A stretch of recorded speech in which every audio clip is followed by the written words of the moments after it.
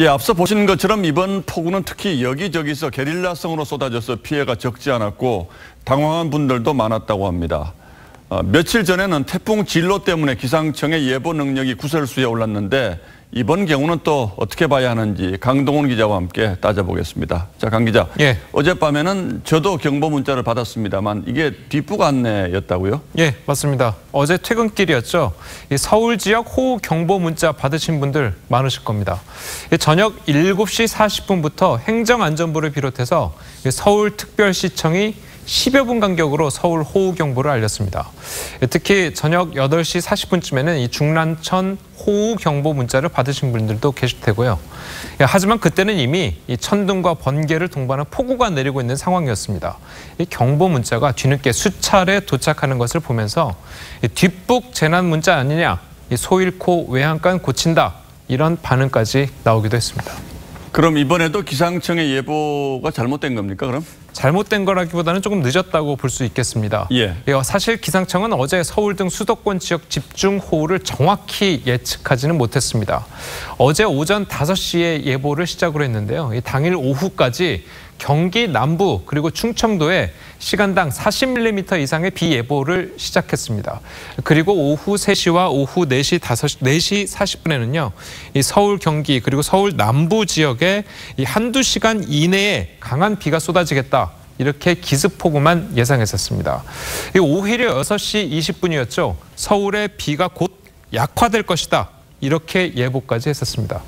그러다 오후 7시 40분에 이 서울에 폭우가 쏟아지자 부랴부랴 서울 지역에 호우특보를 발표했습니다. 예, 강 기자 얘기 들어보니까 어떤 상황이었는지 이해가 가는데 그런데 지난 태풍 예보 때는 너무 과잉 예보다 또 이런 얘기가 있었잖아요. 예. 그런데 이번에는 어떻게 보면 너무 조용해서 문제가 되는 이런 경우군요. 예, 맞습니다.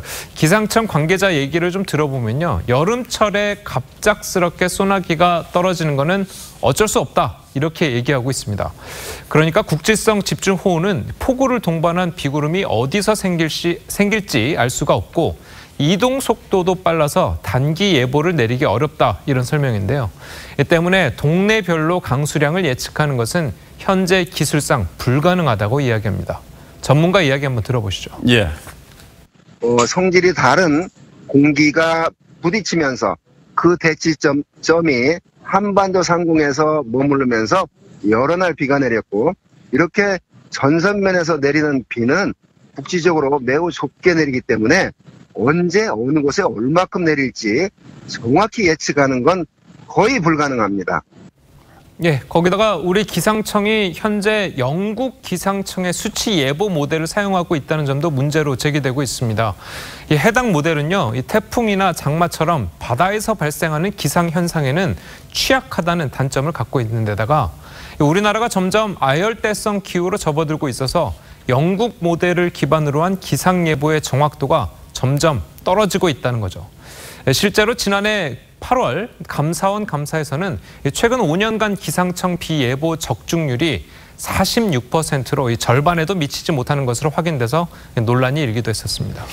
너무 많은 이유와 변명이 나와서 뭐가 진실인지는 저도 잘 모르겠습니다만 어쨌든 우리 기상청이 왜 이렇게 신뢰를 잃었는지 안타깝긴 하네요. 예, 강동원 기자 잘 들었습니다.